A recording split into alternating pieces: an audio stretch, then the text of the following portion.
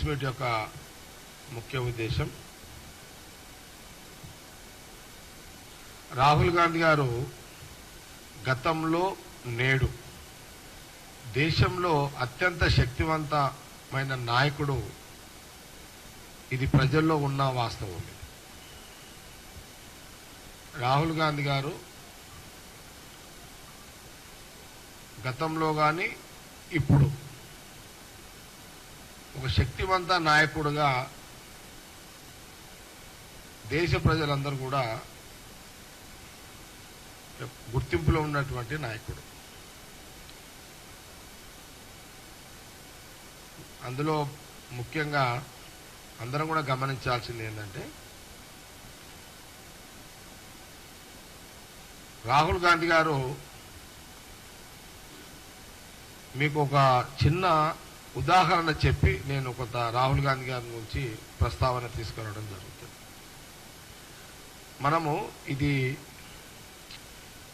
ఈ రాచరిక అంటే ఇప్పుడున్న డెమోక్రసీ అంటే ఓట్ల రూపాన రాజకీయాలు ఇప్పుడు జరుగుతున్నాయి. రాచరిక పరిపాలనలో ఓట్ల రాజకీయం కాదు, అది రాచరిక పరిపాలనలో. కానీ మనం కొంత చరిత్రలో పోతే, గతంలో ఒక దేశానికి ఒక రాజు ఉంటే, ఆ రాజుకి ఒక కొడుకు ఉంటే, ఆ కొడుకు యువరాజుగా ఉంటాడు. ఆ యువరాజు చక్రవర్తి కాకముందు, రాజు కొడుకు యువరాజు చక్రవర్తి కాకముందే ఆ యువరాజు అవగాహన కోసము యువరాజే స్వయంగా దేశం మొత్తం కూడా పర్యటిస్తాడు. దేశంలో పర్యటిస్తాడు.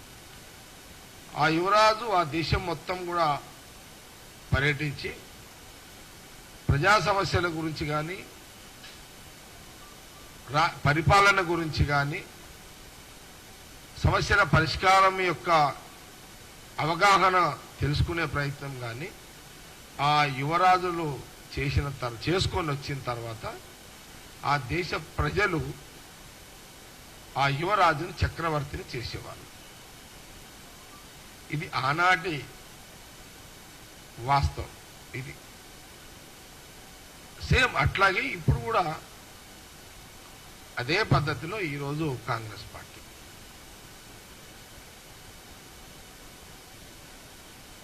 అంటే అప్పుడేమో ప్రజలు డైరెక్ట్ గా ఎంపిక చేసేవాళ్ళు, చక్రవర్తిగా మా యువరాజు చక్రవర్తిగా ఉండాలని చేసేవాళ్ళు. ఇప్పుడేమో ఓట్ల ద్వారా, ఎలక్షన్ కమిషన్ ఓట్ల ద్వారా రాజుని ప్రధానమంత్రిని చేస్తున్నారు.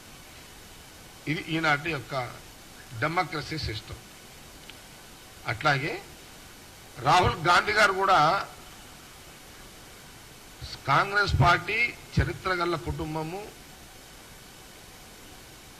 అది ఒక చక్రవర్తి పరిపాలన విధానంలో ఉన్నటువంటి డెమోక్రసీ పరిపాలనలో ఉన్నటువంటి కుటుంబము. అందులో రాహుల్ గాంధీ ఒక యువరాజు. ఆ రాహుల్ గాంధీ యువరాజే మీరు చాలా సందర్భాల్లో చూశారు. తప్పని పరిస్థితిలో ప్రధానమంత్రి మోడీ గారు కూడా రాహుల్ గాంధీ గారు యువరాజు అన్న సందర్భాల్లో కూడా మనం చూసినాం. అంటే ప్రధానమంత్రి మోడీ గారికి ఆ మాట చెప్పాలని ఇష్టం లేకపోయినా, చెప్పాలనే బలవంతంగా చెప్పాల్సి వచ్చినా అది వాస్తవం, అది చరిత్ర. అది చరిత్ర గల్ల కుటుంబమే కాంగ్రెస్ పార్టీ. 130 ఏళ్ల చరిత్ర గల్ల కుటుంబంలోనే పుట్టినటువంటి వ్యక్తి రాహుల్ గాంధీ గారు. అందుకే ఆయన యువరాజుగానే మొదలు దేశ ప్రజలు అన్ని రాజకీయ పార్టీలు, లాస్ట్ ప్రధానమంత్రి మోడీ గారు కూడా అదే మాట చెప్పాల్సి వచ్చింది. అందుకే యూపీఏ గవర్నమెంట్ పరిపాలన పూర్తయిన తర్వాత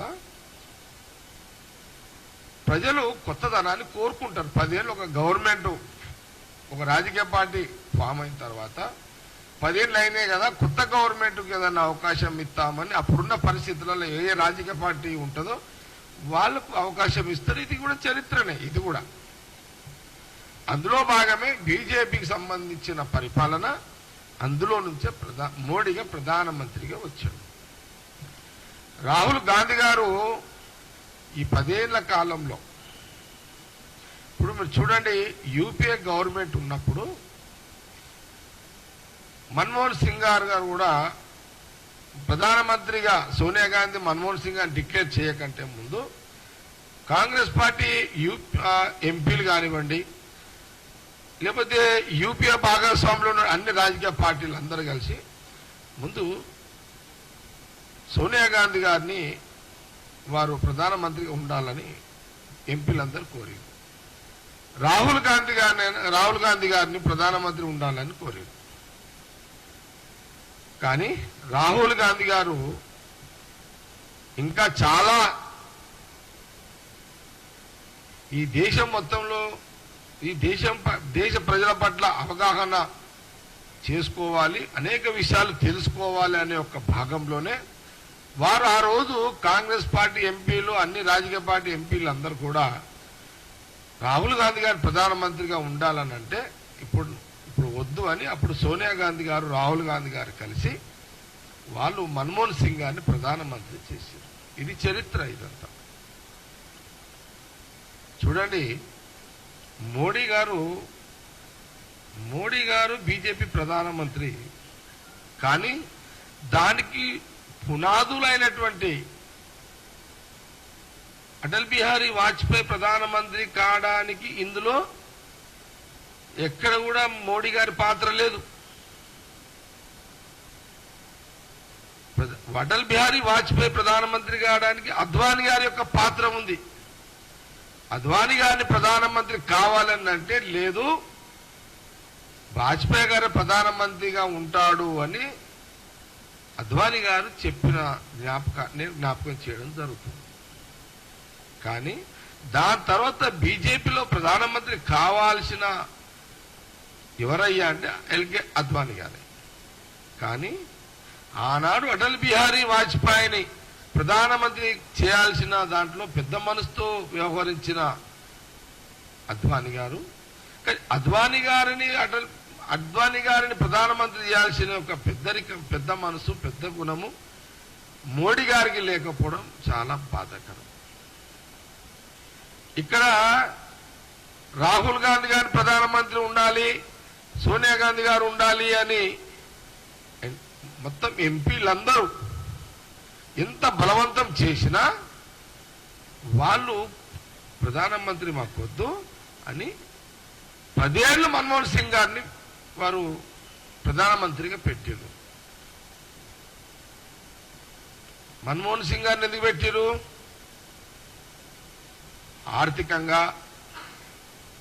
ఆర్థికవేత్త, అనేక అనుభవాలు ఉన్నాయి. వారినే డైరెక్ట్ గా ప్రధానమంత్రి గారు పెడితే నేరుగా మన్మోహన్ సింగ్ గారు పేద ప్రజల దాంట్లో వారి యొక్క పాత్ర అందరికీ ఆయన యొక్క పరిపాలన ఉపయోగపడుతుందని డైరెక్ట్ గా పెట్టడం జరిగింది. మన్మోహన్ సింగ్ గారి గురించి ఒక సందర్భం చెప్తా. ఆ రోజు సోనియా గాంధీ, రాహుల్ గాంధీ గారి యొక్క నాయకత్వంలో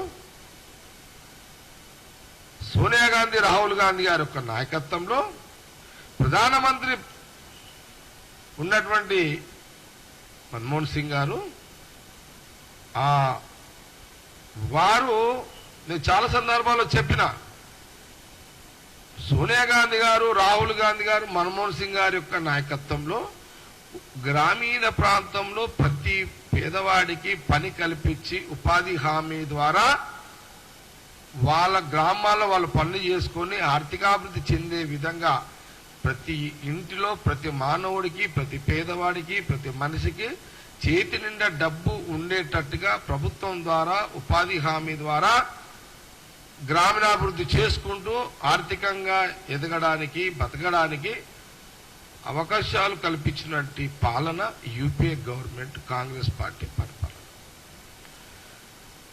సరే, ప్రజలు కొత్తదనాన్ని కోరుకున్నారు, బీజేపీ గవర్నమెంట్కి ఇచ్చిరు ఛాయిస్, ప్రధానమంత్రి మోడీ గారు అయ్యారు. కానీ ఈ 10 ఏళ్ల పరిపాలన సందర్భంలో దేశము ఆర్థికంగా చిన్నాభిన్నమైంది అని రోజు వార్తలు రావడం, దేశంలో అన్ని ఎలక్ట్రానిక్ మీడియా, ప్రింట్ మీడియా దేశంలో ఆర్థికంగా చితికిపోయింది. దేశంలో ఆర్థిక వ్యవస్థ చిన్నభిన్నమైంది. ఇలాంటి యొక్క పరిస్థితులలో ఎన్డీఏలో ఉన్నటువంటి ఎవరైతే అనేక రాజకీయ పార్టీలు కొంత ప్రధానమంత్రికి అప్పుడున్నటువంటి ఫైనాన్స్ మినిస్టరు నిర్మలా సీతారాం గారు వారికి చాలా మంది సలహాలు ఇచ్చారు. దయచేసి దేశంలో ఆర్థికంగా దెబ్బతినిపోయినాము, మీరు ఒక ఆర్థిక నిపుణులను సంప్రదించండి అని సలహా ఇచ్చారు. అందులో ఆ టైంలో ఎన్డీఏలో భాగస్వామ్యంగా ఉన్నటువంటి శివసేన పార్టీ ఆ రోజున ప్రధానమంత్రి మోడీ గారికి అండ్ నిర్మలా సీతారాం గారికి, ఫైనాన్స్ మినిస్టర్ గారికి శివసేన అప్పుడు ఉద్ధవ్ ఠాక్రే గారు సలహా ఏమిచ్చారంటే, ఇప్పుడు ఈ దేశంలో మీరు మొహమాటాలకు పోకండి, మీరు రాజకీయాన్ని పక్కకు పెట్టండి, మీరు ఈ దేశంలో పూర్తి ప్రజల మీద అవగాహన ఉండి ఆర్థికంగా ఏదన్నా సరిదిద్దాలి, ఏదన్నా అవకాశం ఉంటే సరిదిద్దే ఒక నైపుణ్యం ఉన్న వ్యక్తి ఎవరయ్యా అంటే ఒక మన్మోహన్ సింగ్ గారే అని సామ్నా పత్రిక, శివసేన పత్రికలో, మహారాష్ట్రలో పత్రికలో రాయడం జరిగింది. ఆ వార్త రాసిన తర్వాత అప్పుడు సరే finance minister BJP Manmohan Singh గారి దగ్గరికి అధికారికంగా పోలేకపోయారు. పోతే రాజకీయంగా బీజేపీ పార్టీ ప్రభుత్వం దెబ్బతింటది కాబట్టి ఆ రోజులో అన్అఫీషియల్ గా మన్మోహన్ సింగ్ గారిని ఫైనాన్స్ మినిస్టర్ నిర్మలా సీతారామన్ గారు కలవడం జరిగింది.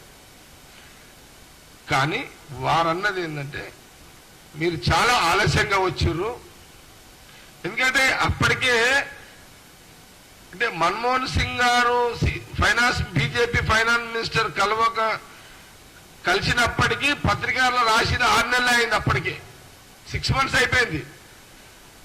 శివసేన పత్రికలో రాసిన 6 నెలల తర్వాత నిర్మలా సీతారాం ఫైనాన్స్ మినిస్టర్ దగ్గర పోయింది, మన మన్మోహన్ సింగ్ గారి దగ్గర పోయారు. కానీ మీరు చాలా చాలా లేటుగా వచ్చారు, మేము గతంలో మీకు అలర్ట్ చేస్తున్నా నేను మీడియా ద్వారా, కానీ మీరు రాజకీయంగా మీరు దాన్ని పాటించలేరు.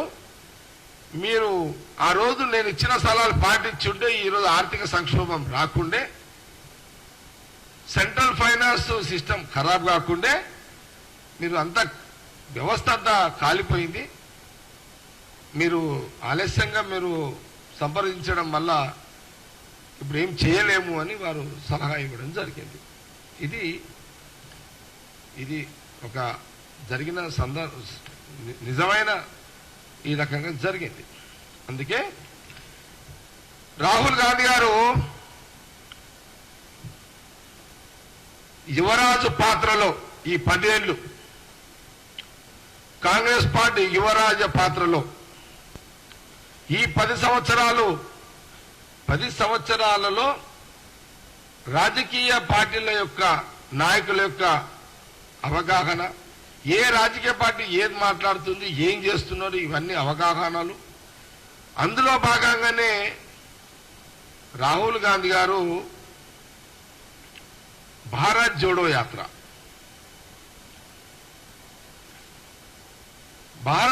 యాత్ర ఆయన దేశంలో కన్యాకుమారి నుంచి కాశ్మీర్ వరకు, మణిపూర్ నుండి మహారాష్ట్ర వరకు ఈ భారత్ జోడో యాత్ర, న్యాయయాత్ర దాదాపు 8,000 కిలోమీటర్లు వారు పాదయాత్ర చేయడం జరిగింది.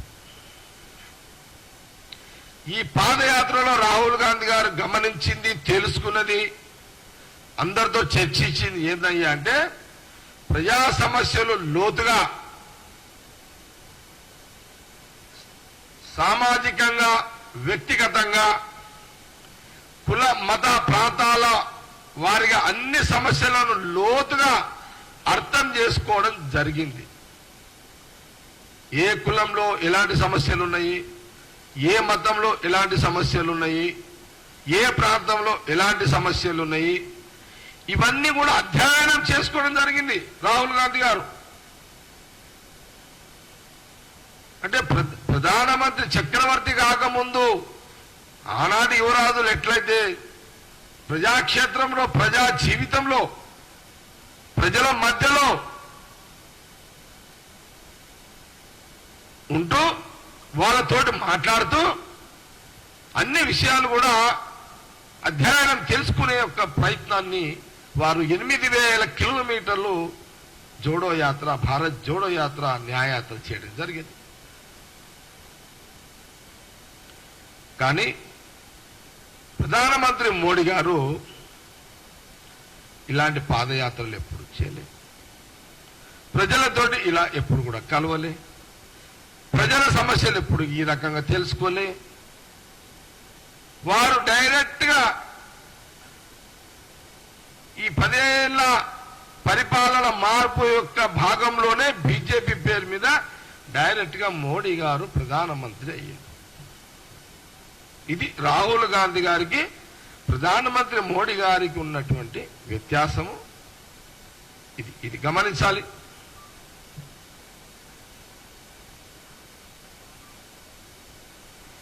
మనం చాలా సందర్భాల్లో చూసినాం.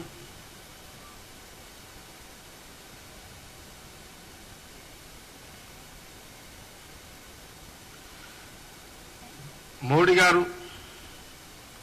నల్లధనం నిర్మూలిస్తాం, 100 రోజుల ధరలు తగ్గిస్తాం, ఏటా 2 కోట్ల ఉద్యోగాలు ఇస్తాం, డాలర్ విలువ తగ్గించి రూపాయి విలువ పెంచుతాం, ప్రతి వ్యక్తిగత పేదవాడి అకౌంట్లో 15 లక్షల రూపాయలు వేస్తాం. జరగలే.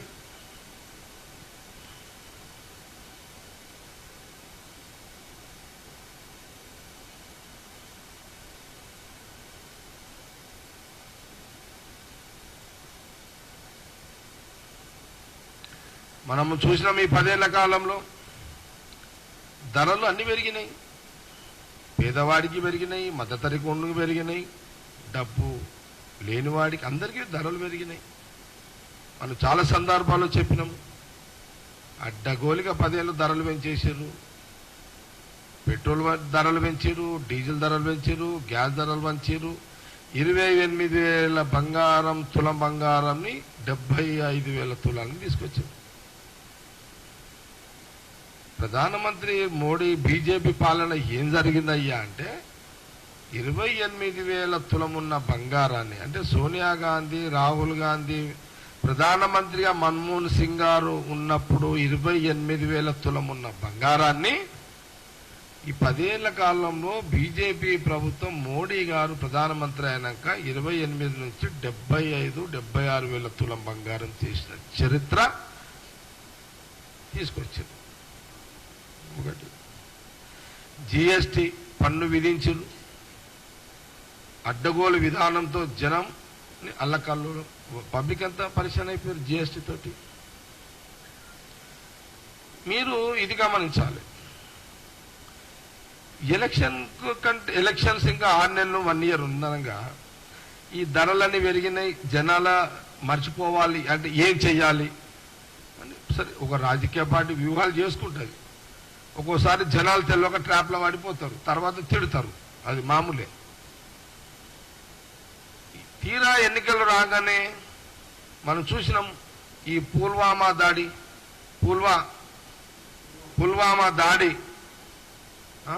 ఎంత విచిత్రం అంటే మన బార్డర్లకు బాంబులు బ్లాస్ట్ అయ్యే యొక్క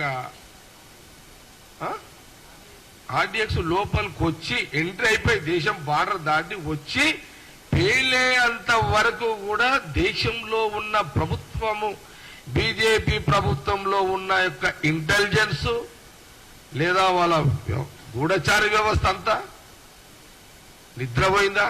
అసలు ఏం జరిగింది అంటే మీరు ఈ బాంబులన్నీ మన దేశంలో ఉగ్రవాదులు వచ్చి మన దేశంలో బాంబులు వేల్చేంత వరకు కూడా అంటే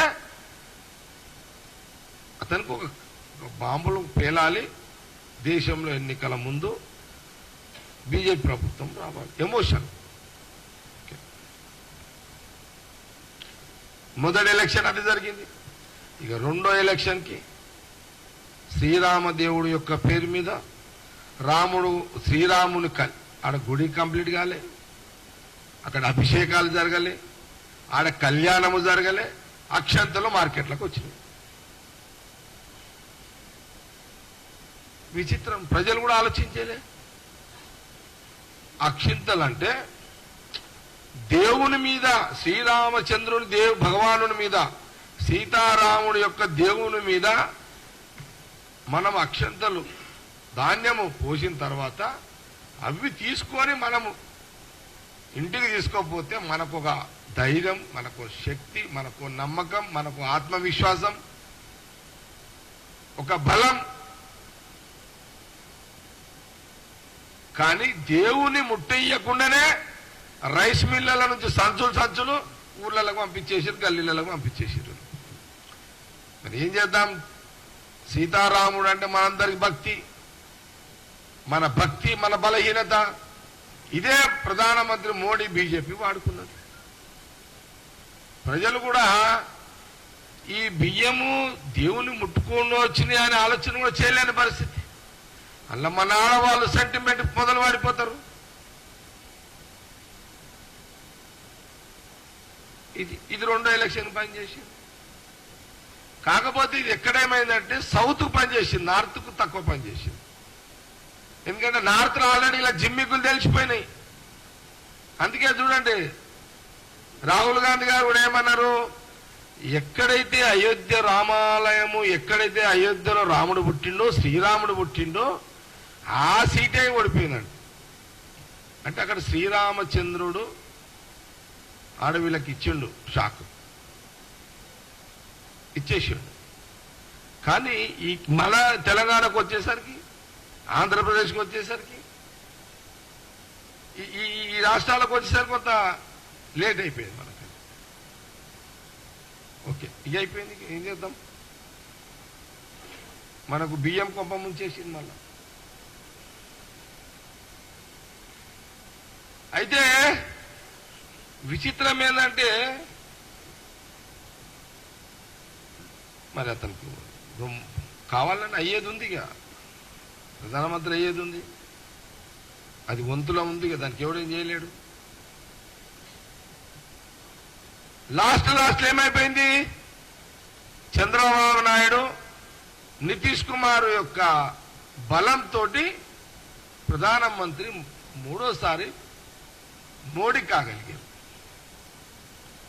అంటే యాజ్ ఎ పొలిటీషియన్ గా నేను చెప్తున్నా, తప్పని పరిస్థితుల గత్యంతరం లేక మూడోసారి కూడా ప్రధానమంత్రి కావాలని అనుకున్నాడు మోడీ గారు. కాబట్టి ఆ కుర్చీలో ఆయన సంతోషంగా కూర్చోలేడు. ఆయన మనసు ఆయనని నిలదీస్తుంది. 420 సీట్లు అని గర్వంగా ఛాతి విరుచుకొని మాట్లాడిన మోడీ గారు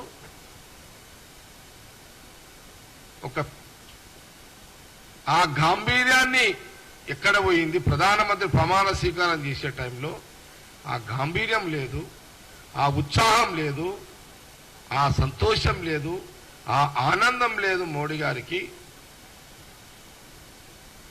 నవ్వకపోతే బాగుండదు కాబట్టి నవ్వుతూ అటు చంద్రబాబు నాయుడు గారు, నితీష్ కుమార్ గారిని యొక్క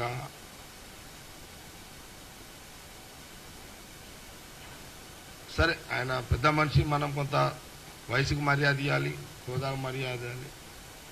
వాళ్ళ యొక్క బలంతో ఈరోజు మూడోసారి ప్రధానమంత్రి మోడీ గారు అయ్యారు. కానీ విచిత్రం ఏంటంటే, దేశంలో మోడీ గారు ఫస్ట్ ఫోన్ కాల్ పొద్దున్న ఎవరికి చేసిండు? చంద్రబాబు నాయుడు గారికి చేసిండు. అంతమంది చంద్రబాబు నాయుడు గారు అపాయింట్మెంట్లు అడిగితే కూడా దొరకలే మోడీ గారి దగ్గర, అమిత్ షా గారి దగ్గర. అంతకుముందు జగన్కి దొరుకుతుండే మళ్ళా. కానీ ఎప్పుడు చంద్రబాబు నాయుడు గారికి అపాయింట్మెంట్ దొరకకుండే. అందుకే బీజేపీ పార్టీ ఏం చేసిందంటే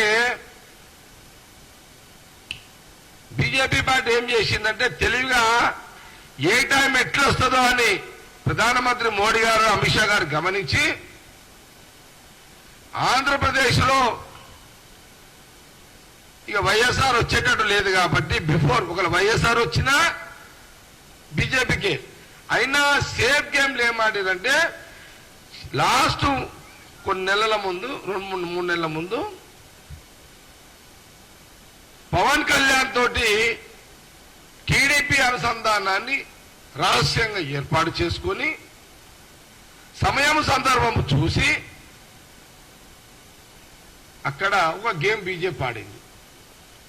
పవన్ కళ్యాణ్ ద్వారా చంద్రబాబు నాయుడు టీడీపీని అనుసంధానంలో రాజకీయంగా పెట్టుకొని ఆ సేఫ్ గేమ్ అంటే వాళ్ళకి తెలుసు ముందే కాంగ్రెస్ రాబోతుంది దేశంలో అని వాళ్ళు గ్రహించరు. అందుకే ఆంధ్రప్రదేశ్ ని సేఫ్ గేమ్ కింద పవన్ కళ్యాణ్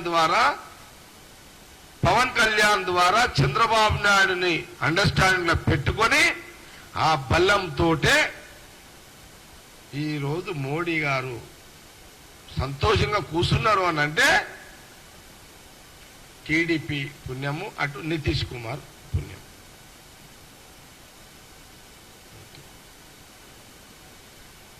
$404 కింద 240కి వచ్చేసాడు.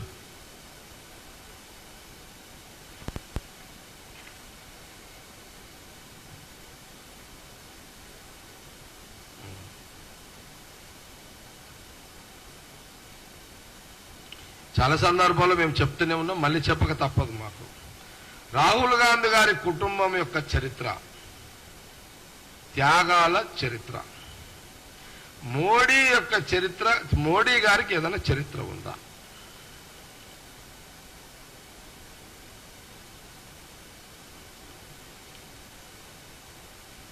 ఒక చరిత్ర అయితే ఉంది. మోసాలు చేసే చరిత్ర బీజేపీది, త్యాగాల చరిత్ర కాంగ్రెస్ రాహుల్ గాంధీ కుటుంబాన్ని, మోసాల యొక్క చరిత్ర బీజేపీ మోడీ గారిది. ఇది ఒకటి వాళ్ళకైతే మిగిలింది.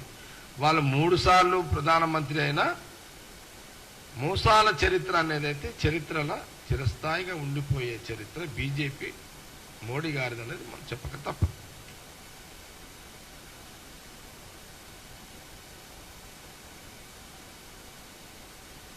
చాలా సందర్భాల్లో చెప్పినాం, మళ్ళీ చెప్పక తప్పలేదు.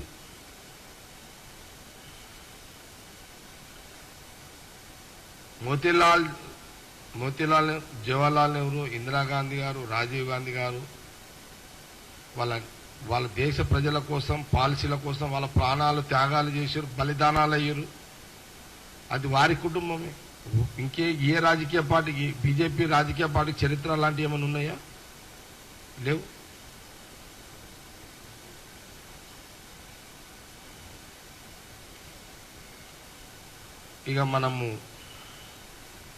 ఇక అసలైన సిసలైన యువరాజు, కాబోయే చక్రవర్తి ప్రధానమంత్రి రాహుల్ గాంధీ గారి యొక్క గలం పార్లమెంట్లో మనం అందరం చూసినాం.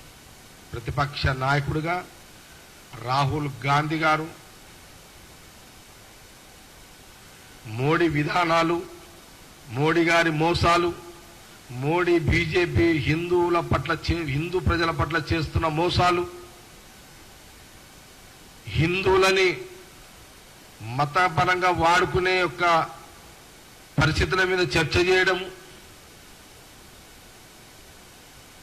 మనం అందరం కూడా చూసినాం. శివ భగవానుని యొక్క చిత్రపటాన్ని పట్టుకొని వారు ఈ 10 ఏళ్ల కాలంలో ఎప్పుడైనా సీతారామచంద్రుని యొక్క పటము పట్టుకొని మోడీ గారు పార్లమెంట్లో చూసిన సందర్భం ఉన్నదా? నేను మిమ్మల్ని కూడా మన గాంధీభవన్ మీడియా వాళ్ళని అడుగుతుందా, ఉందా ఎప్పుడైనా అట్లా? నేను అడుగుతున్న ఒక్క మాట, సీతారామచంద్రుని దేవుని యొక్క పటాన్ని పార్లమెంట్లో నేను అయోధ్య నేను అని ఇట్లా చూపించి మాట్లాడి సందర్భం మీరు చూసిర్రా? మళ్ళీ వస్తా టాపిక్లో రాకేష్, మీరు క్వశ్చన్లలో వస్తుంది అట్లా అడగండి. కానీ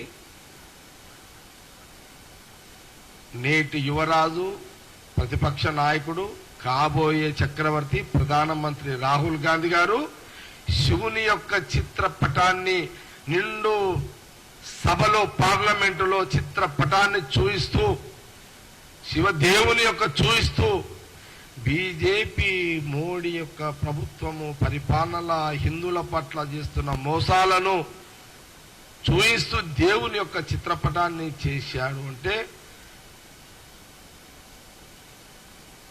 దాన్ని ఏమనాలి మనము? ఇది ఒకసారి యావత్తు దేశ హిందూ ప్రజలందరూ, దేశ ప్రజలందరూ ఆలోచన చేయాలి. శివుని యొక్క చిత్రపటాన్ని, శివుని దేవుడి యొక్క చిత్రపటాన్ని రాహుల్ గాంధీ గారు శివుణ్ణి, దేవుణ్ణి అసలు ఎక్కడ కూడా ఆ చిత్రపటాన్ని కింద పెట్టకుండా పార్లమెంట్ లో పట్టుకొని మాట్లాడుతూనే ఉన్నాడు. మోడీ గారిని కడిగేస్తూనే ఉన్నాడు, మోడీ గారిని నిలదీస్తున్నాడు. మీరు చూడండి, ఆ సమయం అంతా, కొన్ని గంటలంతా కూడా మోడీ యొక్క ముఖం అంతా వాడిపోయింది. ఏం చేయాలో అర్థం కాని పరిస్థితి, ఎలాంటి కౌంటర్ వేయాలో అర్థం కాని పరిస్థితి, అయోమయ పరిస్థితుల్లో ప్రధానమంత్రి మోడీ గారు పార్లమెంట్లో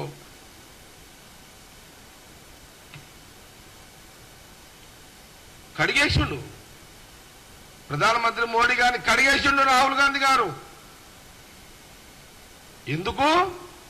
దేశ ప్రజా సమస్యల మీద, అన్ని దేశంలో ప్రజల అన్ని మతాలు, అన్ని కులాల మీద అధ్యయనం చేసిర్రు. హిందువుల పట్ల, ముస్లింల పట్ల, క్రైస్తవుల పట్ల, అన్ని యావత్ కులాల పట్ల, కుల వృత్తుల కులాల పట్ల వారు పూర్తి అవగాహనతో, ఒక పట్టుతో ప్రతిపక్ష నాయకుడుగా యుద్ధంలోకి దిగిండు.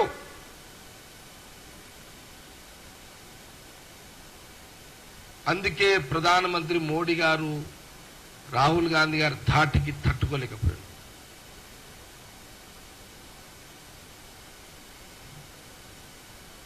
ఇది ప్రారంభం. ఇది రాహుల్ గాంధీ గారి యొక్క ప్రతిపక్ష నాయకు వారి యొక్క ఈ పార్లమెంట్లో ఇది స్టార్ట్ అయింది. ఇది ఆగేది కాదు. ఇది ఎప్పుడైనా సరే పార్లమెంట్లో కానీ బయట కానీ మోడీ గారి యొక్క పరిపాలన, వారి యొక్క దుర్మార్గమైన పరిపాలన ఎప్పుడప్పుడు మా నాయకుడు రాహుల్ గాంధీ గారు ఎండగడతాడు, గద పట్టుకొని ఎప్పుడు అలర్ట్గా ఉంటాడు. ఆయన చేతిలో గద ఎప్పుడు రెడీగా ఉంటుంది. రాహుల్ గాంధీ గారి చేతిలో గద ఎప్పుడు రెడీగానే ఉంటుంది. ఇది మీకు కనబడదు, మీకు కనబడని గద రాహుల్ గాంధీ గారని జ్ఞాపకం మర్చిపోతూ బీజేపీ నాయకులకు.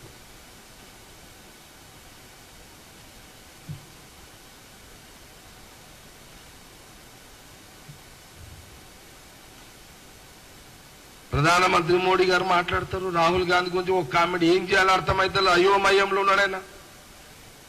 అయోమయంలో ఏం మాట్లాడాలి? రాహుల్ గాంధీ గారు ఇంత డైరెక్ట్ అటాక్ చేసేసిండు, ఏం చేయాలో అర్థమైతే లేదు. ఏం చెప్పాలి, ఏం వివరణ ఇవ్వాలి, ఎట్లా తప్పించుకోవాలి, ఏదో ఒకటి డైవర్షన్ చేయాలి అని రాహుల్ గాంధీ గారి మీద వయసు రీత్యా ఒక మాట మాట్లాడిండు. ఆయన వయసు గురించి మాట్లాడిండు. ఏం లేదు, మరి ఆయనకి ఏం మాట్లాడాలో మోడీ గారికి తెలుస్తలేదు. రాహుల్ గాంధీ గారి మాటలకు ఆయన దిమ్మ తిరిగిపోయింది, మైండ్ బ్లాక్ అయిపోయింది. ప్రధానమంత్రి మోడీ గారిది పార్లమెంట్లో రాహుల్ గాంధీ గారి యొక్క బాణాలకు ఆయన మైండ్ బ్లాక్ అయిపోయింది. ఏదో చేసి తప్పించుకోవాలనే ఒక ప్రయత్నంలో భాగమే అది మాట్లాడింది. అది జవాబు కాదు. అది రాహుల్ గాంధీ గారు వేసిన ప్రశ్నలకు అది జవాబే కాదది. కాబట్టి కాంగ్రెస్ పార్టీ అదే వయసు గురించి మాట్లాడినావు, రాహుల్ గాంధీ గారు వయసు గురించి మాట్లాడినావు, మేము అంటున్నాం కాంగ్రెస్ పార్టీ అంటున్నది నీ వయసు కాంగ్రెస్ పార్టీ వయసు ముందు బీజేపీ మోడీ వయసు చాలా చిన్నది. కాంగ్రెస్ పార్టీ వయసు ఎంత? 135 సంవత్సరాల 36 సంవత్సరాల వయసు కాంగ్రెస్ పార్టీది. వాళ్ళ వారసుడు వాళ్ళ మునిమన్మడే మన నేటి యువరాజు ప్రతిపక్ష నాయకుడు కాబోయే చక్రవర్తి ప్రధానమంత్రి రాహుల్ గాంధీ గారు. బీజేపీ వయసు ఎంత? 40 సంవత్సరాలు. కాంగ్రెస్ కంటే చిన్నది. ఇది ఒకటి. రాహుల్ గాంధీ గారి యొక్క మాటలు నేను టీవీ చూస్తున్నా, రాహుల్ గాంధీ గారి మాటలు తూటాల తీరొస్తున్నాయి. రాహుల్ గాంధీ గారు మాట్లాడుతుంటే ఇటు రాహుల్ గాంధీ గారి దిక్కు చూడడానికి కూడా ప్రధానమంత్రి మోడీ గారు భయపడుతున్నారు. మోడీ గారి యొక్క ముఖం వాడిపోయింది.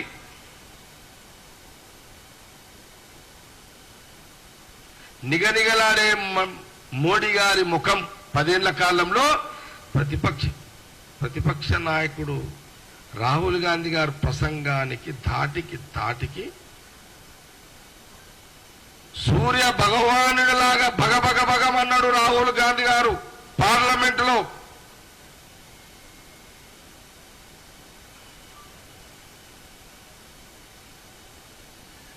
రాహుల్ గాంధీ గారి మాటలు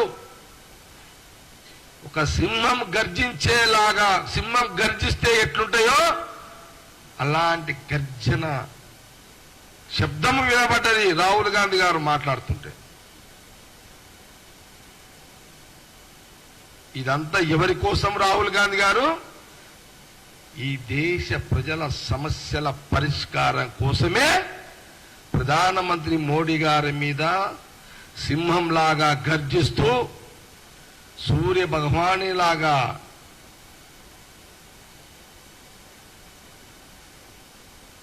వెలుగు చేస్తూ వారు వెలిగిచ్చే ప్రయత్నంలో భాగమే ఈ యొక్క పార్లమెంట్లో ఈ ప్రసంగాన్ని నేను ఈ సందర్భంగా మీడియా ద్వారా యావత్ తెలంగాణ ప్రజలందరూ కూడా తెలవాలనే ఉద్దేశంతో ఈ యొక్క ప్రెస్ మీట్లో ఈ విషయాలను కూడా చెప్పడం జరిగింది. Thank you.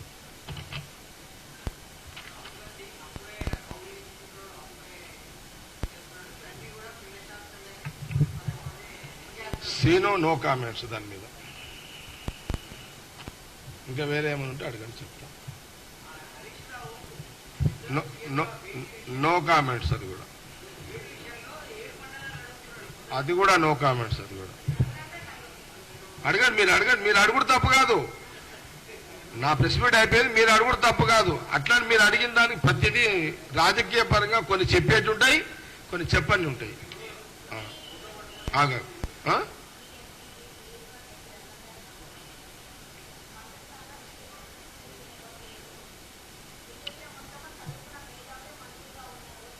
నో కామెంట్స్ అమ్మా. బీజేపీ మీరు రఘునందన్ మీద కూడా నో కామెంట్స్.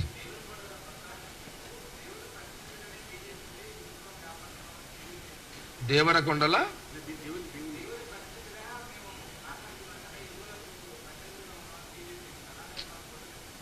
నేను దీని గురించి మళ్ళీ మాట్లాడతా రాకేష్. ఇప్పుడు నో కామెంట్స్. మళ్ళీ ఒక అశోక్ అడిగిండు ఒక పాయింట్. ఇప్పుడు అశోక్, నువ్వు అడిగిన పాయింట్ ఏంటంటే, మేము యువరాజు అని అంటున్నావు, ఇది రాజు పరిపాలన అని అంటావు. నా మాట మీరు స్పష్టంగా వినాలి అశోక్. కాంగ్రెస్ పార్టీ యువరాజు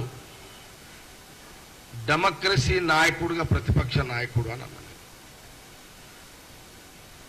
మేము ఎక్కడ కూడా డెమోక్రసీని కించపరచలేం. మా యువరాజు డెమోక్రసీ నాయకుడు, ప్రతిపక్ష నాయకుడు రాహుల్ గాంధీ గారు మా చక్రవర్తి, డెమోక్రసీ పద్ధతిలో కాబోయే ప్రధానమంత్రి రాహుల్ గాంధీ గారు అని అన్నా.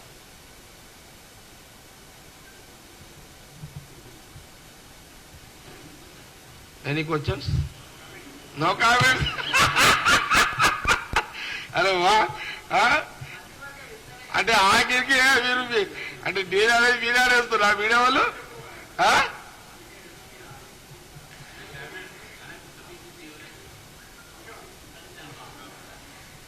కొత్త పిసిసి విషయంలో అధిష్టానం ఏ నిర్ణయం తీసుకుంటే దానికి పనిచేస్తాం.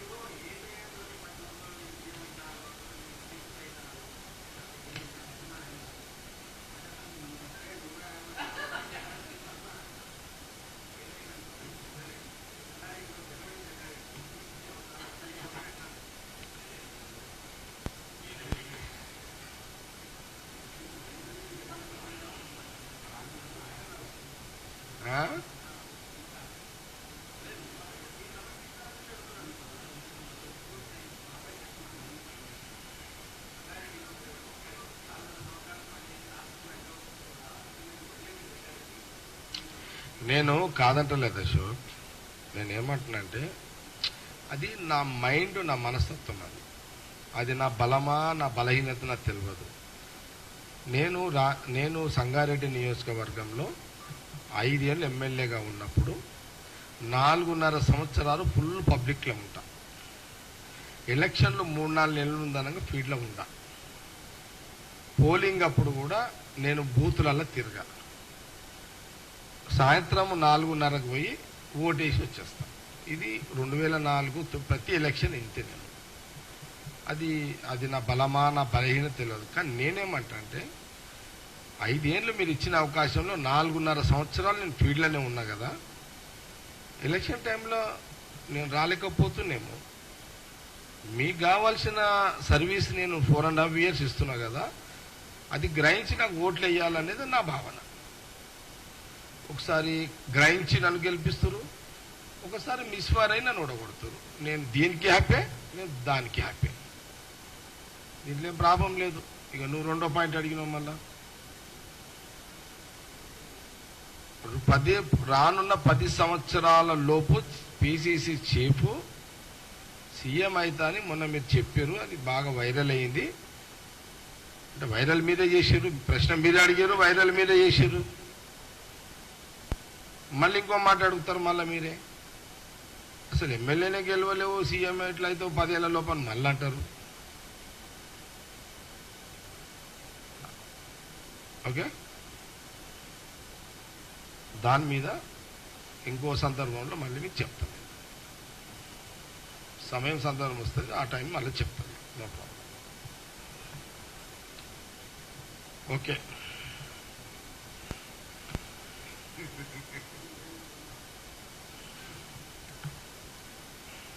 ఇంకేనికి వచ్చేసి క్లోజ్ చేయాలా ప్రెస్ మీట్?